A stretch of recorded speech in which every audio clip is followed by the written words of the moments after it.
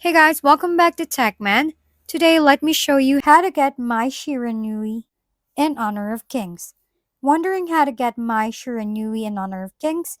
This burst, gap closing mage assassin hybrid is part of a limited time SNK crossover event. To unlock her, players needed to collect 28 blazing fires during the event period. This could be earned by playing ranked matches, especially while using the free trial version of My that was granted upon login. Alternatively, blazing fires were also available through event chests. Once you had 28, you could exchange them in the event tab for the hero herself. If the event is ended, keep an eye out, it may return, but the window is often short, so next time it appears, be sure to grind early before it disappears again.